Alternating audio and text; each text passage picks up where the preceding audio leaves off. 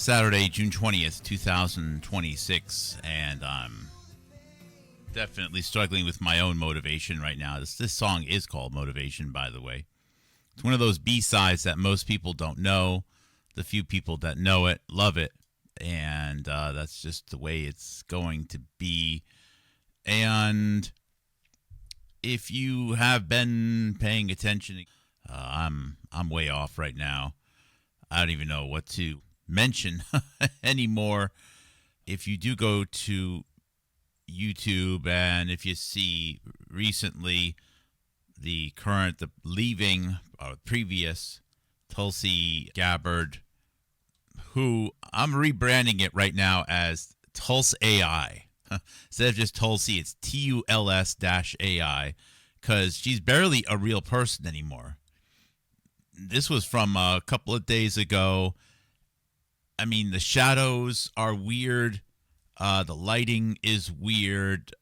I'm not even sure it's a real person we're looking at anymore. The perfect suit, the perfect hair. I mean, come on. You know, everything's always in place. You got the mug. The mug doesn't move. And the lighting is always a particular way. I don't know what this is. I don't know what we're looking at anymore. We already know that Thomas Massey's not the real Thomas Massey anymore. It's Thomas Massey version 2, the representative from Kentucky. I'm just going to keep saying it. It's not the real Massey. Run the voice analytics on it. Run the voice. It's the digital signature is there. It's a different person. We'll continue to do more on that.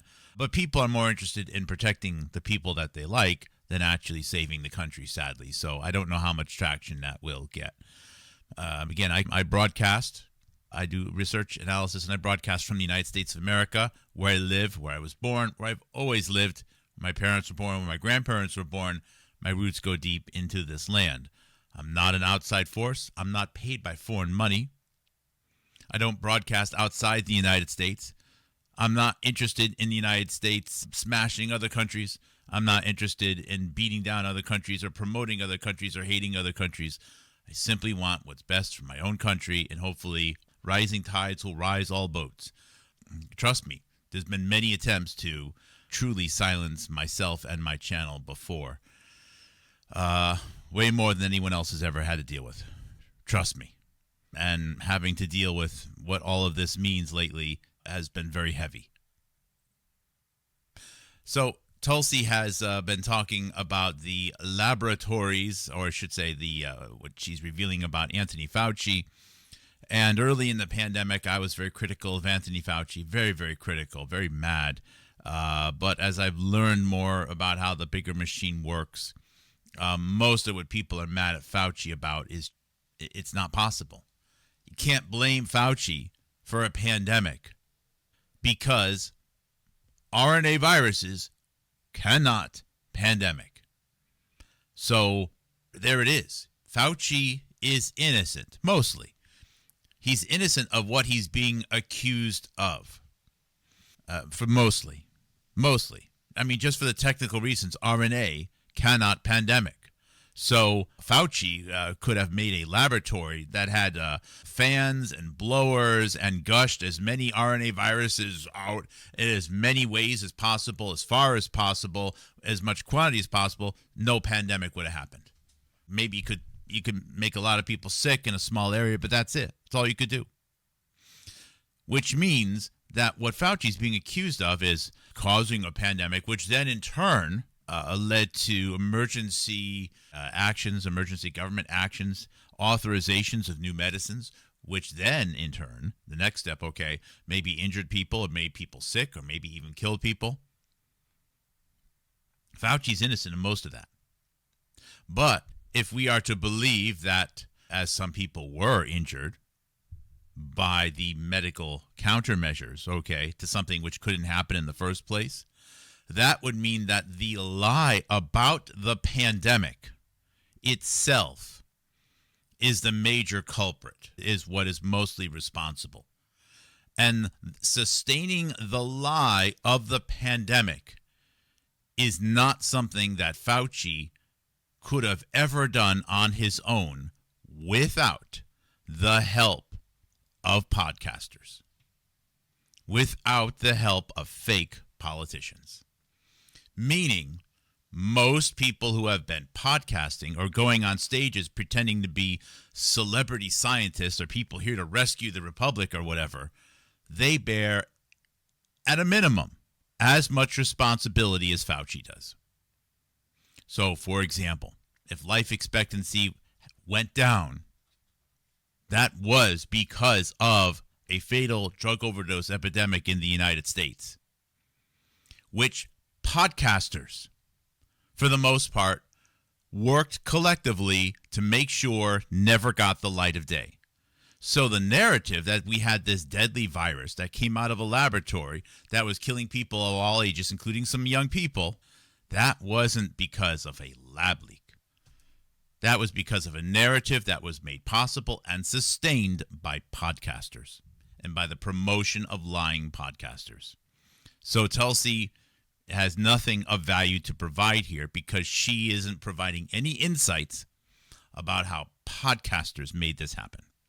If anybody says Fauci deserves prison or Fauci deserves a death penalty, that really should mean that we have several hundred podcasters which also should be imprisoned and merit the death penalty.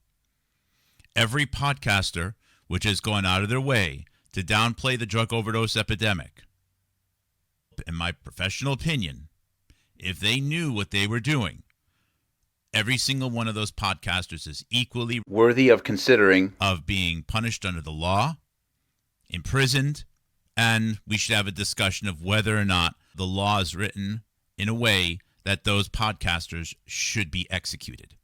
They deserve the death penalty. Now, I don't believe in the death penalty. I believe in forgiveness. I do believe in lifelong incarceration, but I do not believe in the death penalty. However, whether or not my religion allows for it, the law is the law. Maybe someday I'm going to be required by law to go to a war. What do? You have to deal with these situations one-on-one. So I'm not advocating for it, but the law may actually exist such that if you take money to go on the air and promote lies, which result people in making decisions which harm themselves, their friends, or maybe even die in the process, you might be susceptible to being imprisoned and maybe someday, being charged of being complicit in mass murder. So this attempt to blame it all on Fauci, I'm sorry. People who continue to not talk about the errant use of supplemental oxygen during the COVID-19, where it seemed as though everyone that died of COVID died in a hospital. There's never been a situation before where people only die of something in hospitals. Never. People can die of old age at home. People die of heart attacks in their beds. People can pass away of cancer after fighting it at home. People have died of infections at home. But we've never had a disease before where people only die in a hospital bed. It's never happened before, so the evidence is right there in everyone's face. You go to the hospital, you get your oxygen because you test positive for something that was a background signal that was probably always there to begin with. Then you have respiratory distress, and then you put on a ventilator given fentanyl or whatever else is part of the protocols. You then develop sepsis, which is exactly what happens when you immobilize someone, plus they have an infection. You deprive them of antibiotics, and then they're dead, and you call it COVID. There's your COVID. And there's no way that anything came out of a laboratory to cause that to happen. And the only reason these narratives were supported was because podcasters continued to tell the lies. I've been going over my February, March, April 2022 timeline. May, I think it's very important because of what I had to go through personally and how I can see the stress and the mystery around my own life seems to involve a whole lot of other podcasters promoting lies and bullshit. If we go to, and of course, people will be pump podcasters such as Robert Malone in the United States, agent of India, who's promoted by other podcasters. I have evidence that they were working on the antibody-dependent enhancement, vaccine risks for antibody-dependent enhancement document in 2019. So the evidence is out there because I've been talking about this and sharing this for years. It does seem to that I have a lot of tragedy in my own life that seems to be coordinated with this guy as well, but we'll can talk about that some other time, right? And if you do go to the Houstonic.live page, and if you go on playlists with Dilyana Getsencheva, the Bulgarian journalist, I have added 6 of the noteworthy shows that are also on the Ukraine Biolab support from United States government announcement, etc. timeline that I've shared in my past couple of shows from 2022, such as Dan Cohen, Mint Press News, Whitney Webb. Whitney Webb showed up at the Children's Health Defense event, by the way. She didn't know what to say to me. She was speechless when she met me. She was probably thinking, what the hell is he doing here? He's supposed to not be here. He's supposed to be dead by now. Why is he here? Saying. So Dan Cohen was talking with Scott Ritter. Remember Scott Ritter, who was UN weapons inspector in Talk Magazine, 1999, and was even in the Judith Miller-Germ's book on September 9th, 2001. And then this one here, this guy, this Mexican, Jorge Moric, or I don't even know how to pronounce it, I don't care, talking to a Bulgarian, again, talking about the Pentagon funding biolabs. So a Mexican talking to a Bulgarian here. The third one, we have Dan Cohen trying to talk to Dilyana Getsencheva, but didn't work out, so they have Scott Ritter. That is May 4th. And then on May 9th, Dan Cohen talks with Dilyana Getsencheva. On May 13th, we have this British guy who looks a bit like a pirate, Medhurst, talking to Dilyana. And then a special treat on May 4th, 2022, we have Dan Cohen talking to Jessica Hockett. Also, yesterday, I shared a video for transcript, but I think I'm just going to leave it up on YouTube. Again, we have a Mexican talking to a Canadian. So we have, what's his name? Moric from Mexico talking to a Canadian about the United States. Why are Americans listening to this? I think it's because Americans are being influenced about what the truth is. But people in the United States can't pay for this. So what you do is you use foreign actors who can speak English well enough. This is so important. This way, you don't have to worry about funding from a U.S. government agency. You don't have to worry about funding from a political party.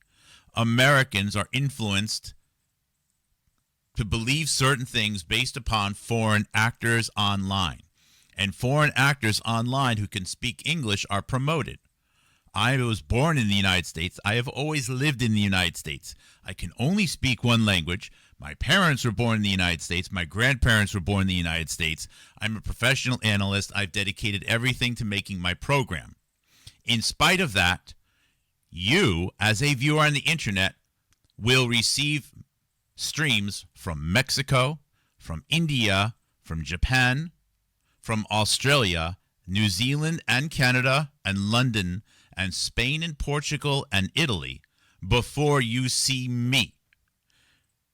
Isn't that a little strange? Isn't that a little odd that you will receive videos from Mexico and Canada and Israel and India and Australia and New Zealand and Indonesia and Japan, South America, wherever, just because they speak English before you see me? Now, I'm not making a claim that I'm smarter than any people. How could I make that? However, though, simply because I'm in your home court, if you're an American, I think you owe it to yourself and to your country to hear me out first.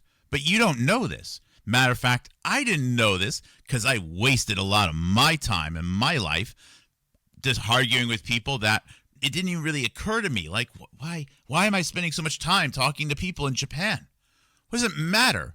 I don't care. What's the matter if they speak English? Why do they get to influence what I think and what you think? One of the curious things about this interview of this Mexican with a Canadian is they're talking about the FDA. Of course, they're talking about Fauci here back in 2022. And what do?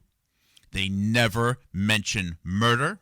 They never mention opioids. They never mention overdose. In other words, As Jessica Rose also said, as I showed in my previous programs, as Jessica Rose also said on an April 19th, 2022 show with Kevin Barrett, she doesn't know why young people are dying and that it's not opioids. So a Canadian is being pushed into the faces of Americans, promoted by an English guy, a Scottish guy, and a Mexican, and also people from New Zealand and Australia and Japan and everywhere else, that Americans are not dying young because of drug overdoses. You hear that? Why? Whereas I, on April 23rd, had my 27-year-old son die of a drug overdose. So all of these other people get promoted. Now, also, as I put on the timeline here yesterday, is Jessica Hockett with Dan Cohen on May 4th equally talks about COVID death inflation. Her stupid spin on things is that we don't have more people dying. They're making up deaths. Well, here's where Jessica Hockett is so wrong. And the lie that she is telling right here is on board with the same thing that Fauci does. Okay, these are lies helping create a narrative. But if Fauci is telling a lie about COVID, okay, is he is no worse or no better than Jessica Hockett. So Jessica Hockett is saying, well, they're making up these deaths or something like that. COVID death inflation. So you made up numbers? Is that it? A lot of noise was made early in the COVID-19 pandemic that within the United States, motorcycle accidents were called COVID deaths. And although that is a very unscrupulous, questionable, somewhat dishonest thing to do, it's arguably not even illegal. In fact, the government, the President of the United States could pass a law that for the next 12 months, every single person that dies in the United States, for any reason whatsoever, is to be called a COVID death. That would be a stupid thing to do. But let's say President Trump said for the next 12 months, every death is called a COVID death. Okay. Does that kill anybody? That doesn't kill anybody. It's a stupid law, all right? It would result in a lot of data that's misleading, but it's not, okay. That's not killing anyone. But we had more deaths than we projected during those first 3 years of the COVID pandemic. Maybe the fact that if you look at 1998, we had 17,000 fatal drug overdoses in the United States, but we had over 110,000 in 2022 and 107,000 in 221. Most of those people were 45 or under. Maybe that massive escalation of deaths, with so many of them being young people, young Americans, had something to do with dropping life expectancy and a perception that we're having much more death. But you know what? Jessica Hockett, that wasn't her message. Her message was they're just lying about how many people are dying of COVID. That's it. Ha, ha, ha. Jessica Rose, her lie was that, well, you know what? COVID doesn't kill young people. And if COVID doesn't kill young people, then why are young people dying? Her message was that young people were dying because they were given vaccines which killed them. Her message was that the vaccines killed people and they were justified because Fauci lied and because the U.S. government and the U.S. military is bad and because pharma companies want money. All things which are ridiculous. Look at the bottom line of a United States pharma company. As big as they are still dwarfed in size by a tech company. Google makes more money in a month than Merck makes in like 2 years. So the thought that it's all about the pharma companies is also bullshit. It's another part of the bullshit. Follow the money doesn't mean find some money. Follow the money means finding the biggest pile of money. And it's usually not in the billions. It's usually in the many trillions. And controlling the world population, maybe even being part of a geopolitical battle which involves, who knows, maybe relocating the center of power, the hub of the United Nations to India or something like that. We are now talking hundreds of trillions. We're not talking about a couple $billion in profit from one type of vaccine. So her story also involves never mentioning opioids. Her story also involves never mentioning supplemental oxygen. Jessica Hockett never mentioned opioids. Jessica Hockett never mentioned supplemental oxygen. These are podcasters who participated in repeating lies and repeating statements which were absent of critical pieces of information to help people understand what was going on. The only reason why anyone would believe that there was a situation that potentially merited emergency medical countermeasures in the first place were because of these other things happening. So now we're on that everyone is saying, oh, finally Fauci's exposed for what? Because if we didn't have people being murdered in hospitals with supplemental protocols, starting with supplemental oxygen, which is known to kill people for decades, if we didn't have an ongoing drug overdose, fatal drug overdose crisis, if we didn't have these things, how much data would there have been that there was anything to respond to? And the hysteria was fueled by podcasters who were willing or unwittingly repeating the lies. Individual podcasters should be brought before a court and all asked, why did you ignore the drug epidemic? Who paid you to not talk about it? Many won't be able to come on the stage. You know why? Because they're not Americans. Of course, you can't bring into court anonymous people pretending to be big-bosomed, highly fertile, 28-year-old, blonde, blue-eyed women in Ohio who love guns and Jesus Christ. These are fake accounts that are run out of New Delhi or Mumbai. They're not real people. They're not even Americans. Most people don't know this. Fauci exposed is a great way of trying to make something fake real. It's also a great time to remind everyone that one of the reasons why I've decided to cut off all contact with pretty much all of these podcasters, as I consider most of them to not just be dishonest, but actually complicit in mass murder. They are complicit in murder. So you can choose. You can watch me. You can watch Joe Marshall up in upstate New York. You can watch Jonathan Cooey out in Pittsburgh. You can watch someone in the United States who's not colluding with people from other countries, who's not taking mysterious foreign Bitcoin, who's not taking money from mysterious donors, who didn't have their house magically paid off with some lucky insider trades. Or you can get back. You can plug in and live a nice, comfortable life thinking that you have imaginary heroes saving you on the internet. You don't. You just have a few people who have stacks of mail and don't even know which side is up anymore, who've tried and given everything and have come to realize that how rigged the playing field really is. Fauci exposed? No, I think podcasters are getting exposed right now, at least to a few people.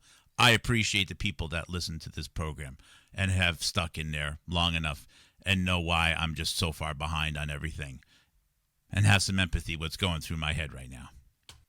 Share what you can. We have some nice weather. I want to get back outside. That's where I need to breathe and think. Love you much. Take care. God bless.